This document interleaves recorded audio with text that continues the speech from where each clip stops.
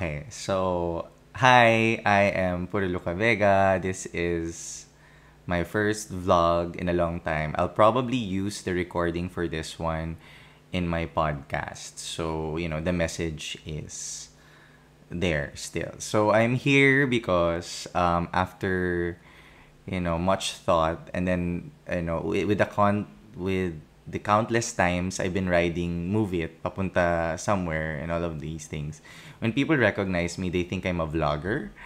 I'm not. Pero inisip ko, why not? Sige, try natin mag-vlog. I'm not an expert. Obviously, itong mga tools na ginagamit ko, this microphone, ang ginamit kong camera, yung camera ng phone ko, yung editing nito, yung ano lang yung meron sa laptop, yun na yun. I'm not a professional, obviously, pero I have a lot of kwento, kaya magkukwento ako. So, ayun, when people recognize me, not everyone immediately thinks a drag artist. Usually, they think vlogger. Ikaw yung sumikat na vlogger. Hindi naman ako vlogger. But, for context, explain ko na rin siguro what drag is. So, ang drag po is like a queer form of art.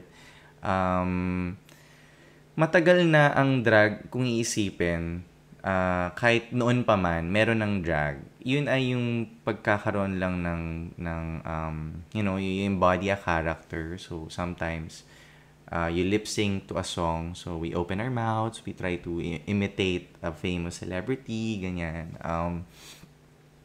And before, I think in the Filipinos, we imagine drag to be female impersonation. Pero any type of impersonation is still considered drag. So, when you see an Elvis Presley impersonator, that's still considered drag. Kasi they put on, lavish costumes and then, ganon. Or maybe, kunwari kapag hindi ka makapanood ng Taylor Swift na concert kasi ang mahal-mahal niya, just di ka makapunta sa ibang bansa. Nandiyan naman si Taylor, di ba? Accessible pa rin. So, it's a form of entertainment.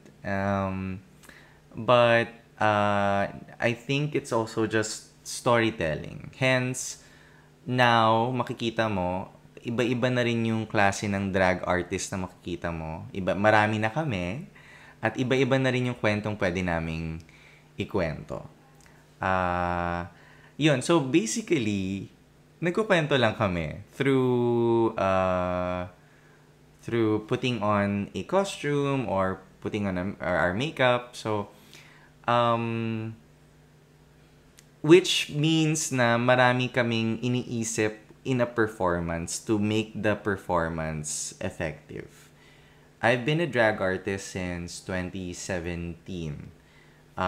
Pero prior to that, cosplayer ako dati. Yun.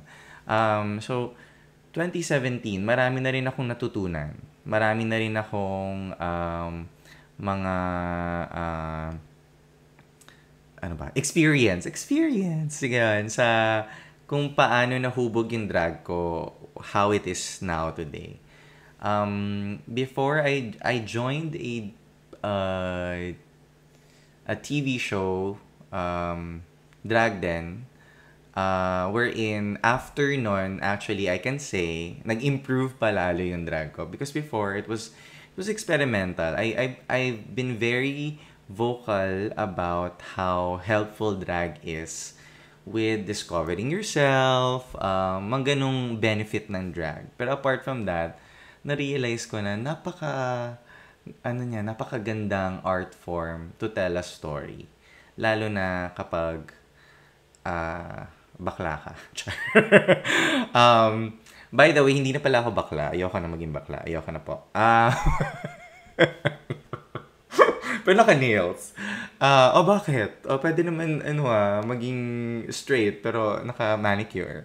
Anyway, going back sa discussion, meron lang akong gustong i-stress at yun yung apart from the benefit that we get as performer na mas lalo namin naiintindihan yung sarili namin through our drag, mas lalo namin napapasaya ng tao. So, we get to interact with people even better. Our social skills na nag-i-improve din. I'm going to discuss something na I think is very important with how we value the art of drag and the compensation we get for doing drag.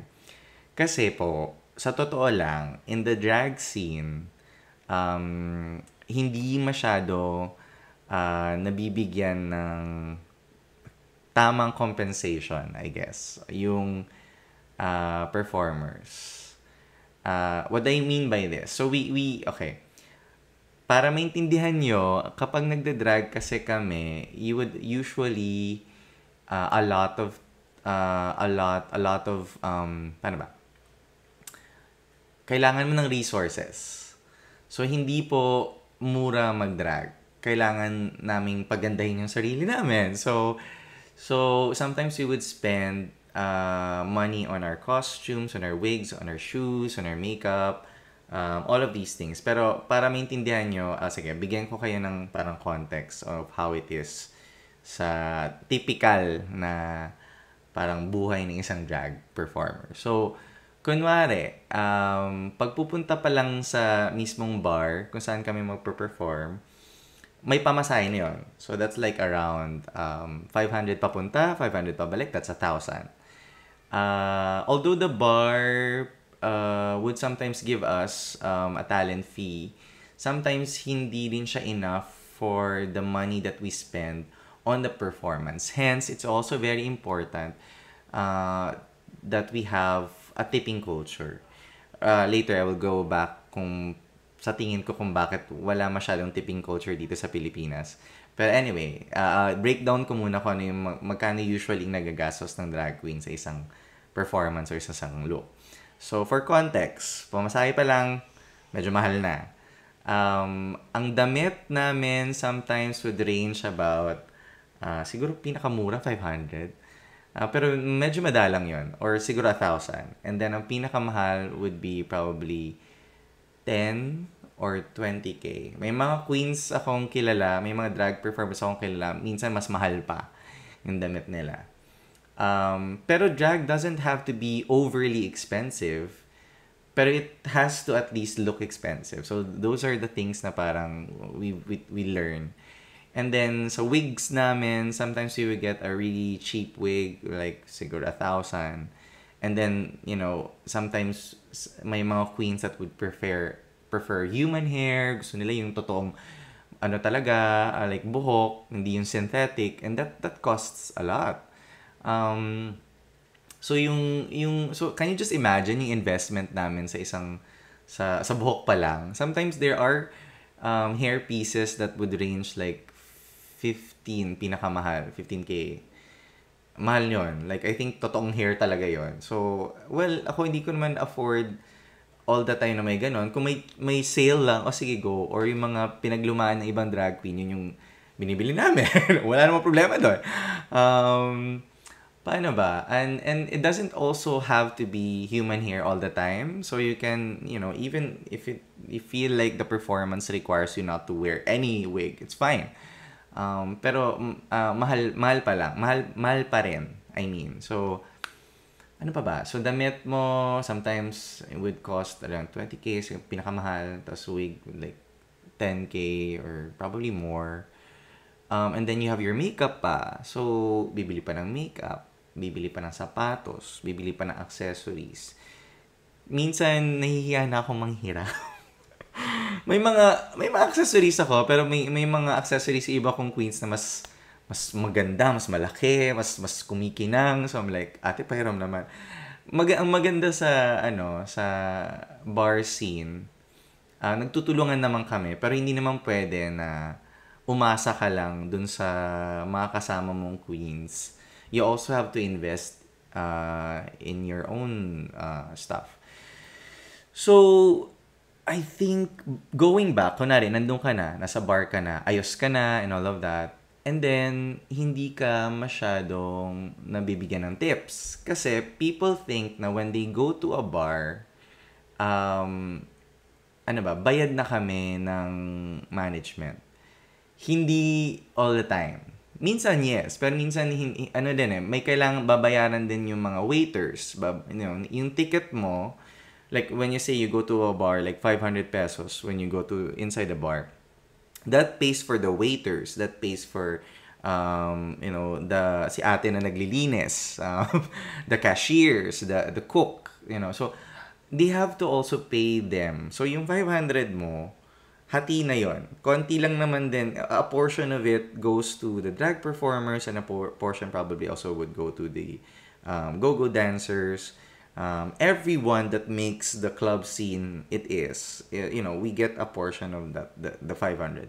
But when we perform, we also expect that if you enjoy, hindi ma-expect, we hope, we hope that if you enjoy the performance, you also tip us. So, bakit nga ba walang tipping culture sa Pilipinas? Because I feel like entertainment in general is not valued as much dito sa Pinas. Or sometimes, it's only valued kapag it's a foreign type of entertainment, or if it was like, from somewhere else. Pero local entertainment generally is kind of not valued as much, unfortunately. And I think we need to change that. Kasi parang feeling ko, maganda din naman ang local art natin. Local drag art.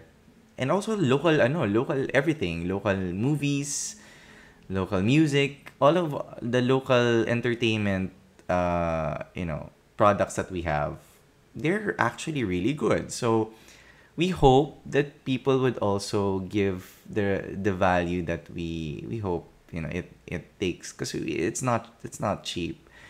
The things that we do on stage, that the preparation it takes for us to do a particular number takes a lot of resources. So ayun, ano pa ba? Ayun, bakit nga ba walang tipping culture sa Pilipinas? I think yun is, apart from doon, parang hindi masyado valued. Parang feeling nila na they're entitled to, because of the 500. Sa sinabi ko ba, nagets nyo ba na medyo mahal talaga siya? so hindi naman namin din sinasabi na you have to tip the queens, but you kind of have to if you liked it.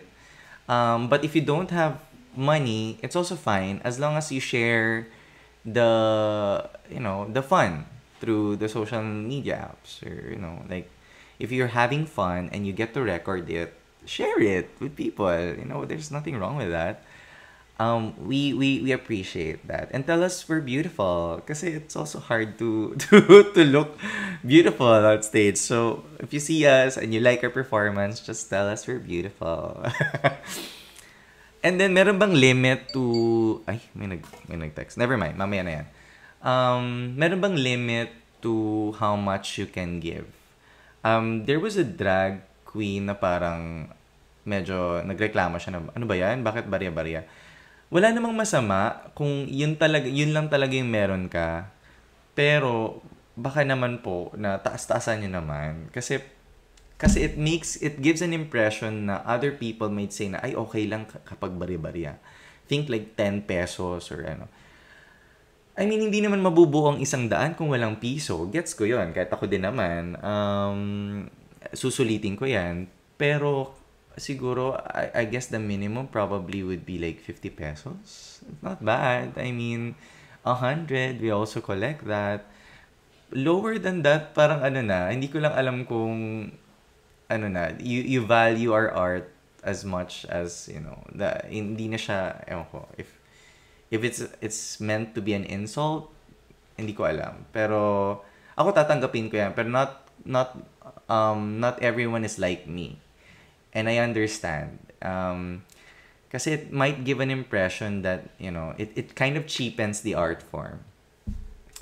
And opportunity ko na rin siguro to magpasalamat sa lahat na nagbigay sa amin ng 500 or 1,000 every time pumupunta. Like, nakakaano talaga. ayun, we also receive, kunwari, tips like are from a different foreign currency. So, minsan may nagbibigay ng dollars. Kaso minsan, ako I appreciate it because I collect yung mga ganong pera like from sa iba't ibang bansa.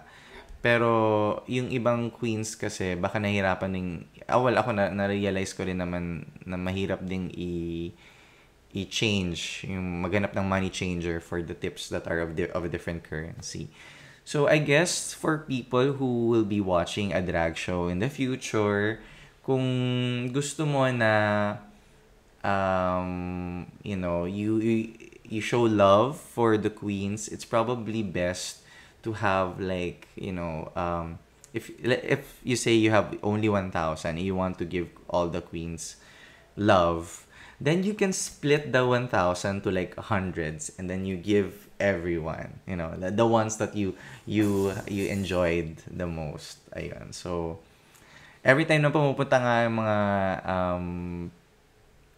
bar goers or our audience in a in the venue, in the club, we ask them, ano bang gusto nyo, ano nyo, like request nyo, and then probably do that in our next performance. Or sometimes sinasabi ko lang na, oy, meron ba kayong gustong ipaligpit? Char.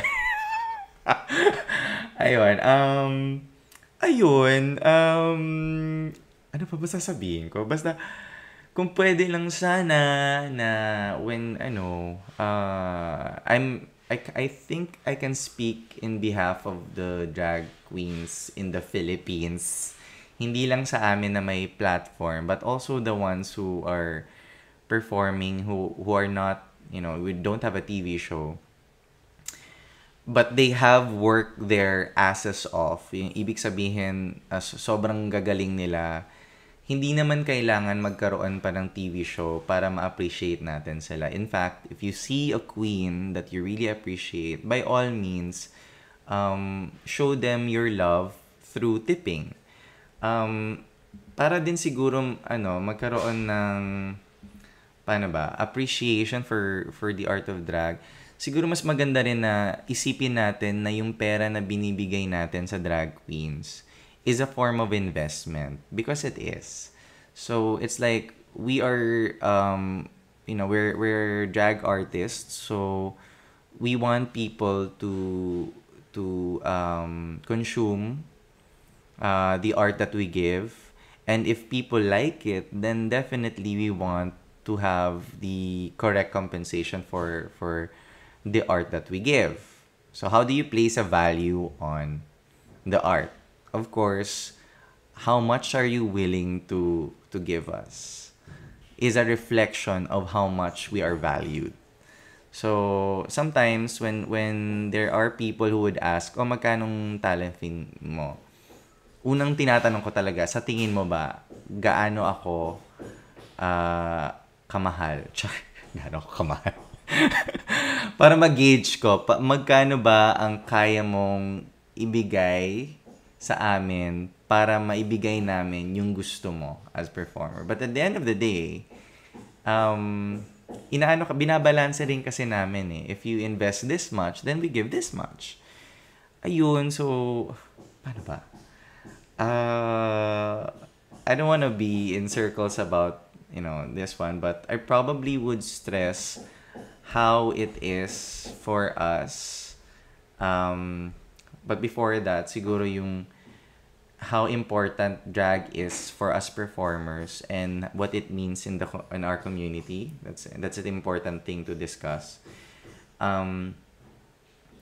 Kasi I don't know, I really enjoyed drag so much na parang feeling ko it's already a part of who I am, because it helps me know myself so much. Sobrang na-enjoy ko siya. Ayan, nagkakaroon na ng drilling sa labas. Maingay na. Anyway, I'll make this probably short. Ito yung parang feeling ko bakit kailangan yung magbigay ng tip sa drag queens. Again, hindi naman lahat. Kung wala kayong pera, okay lang. kailangan nyo magbigay ng tip kasi una, hindi kami ganun ka-compensated. So, yung income namin as performers comes directly from the audience that we perform to. So, yun yung isa. Pangalawa, it also serves as a recognition of our, hard work. So, if you tip a queen, it's recognizing na, oy, I appreciate you, I support you, this is for you. Parang ganun. So, ito yung parang sinasabi ko, hindi kami namamalimos, but more of like, we hope that you get to invest in our art form.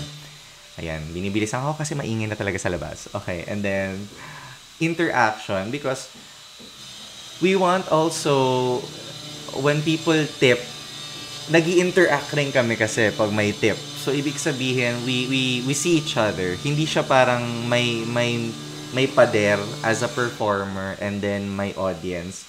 Walang ganon. We want our art to be immersive. Immersive! Ayun. And then, so it serves as like an interaction between you and us. So if you want to be recognized, then, yun. And then, incentive. Definitely, it's a form of incentive for us to be given a tip. And, ayun lang naman. Of course, even if the main source of income that we have is attributed to the management of the bar and the tips that we get, we hope to also expand our drag in different venues. Hence, we are, creating our own content in our social media because we want people to also consume our art even if they don't get to visit yung mga bars, yung mga queer spaces. So, ayun lang naman. Siguro kailangan pang matutuhan ng mga tao. Unang-una sa lahat, ano yung drag? Pangalawa, kung paano ba maghayag ng appreciation sa drag. And then, especially for people na hindi naman bakla or hindi naman queer. Ayun. Of course, open po, bukas po kami para kaming karinderyang bukas sa lahat na gustong kumain. Ganon. And then, siguro for a more sustainable future for drag performers, we hope that we branch our art form into different, products or through our socials, parang ganun. So, siguro ang huling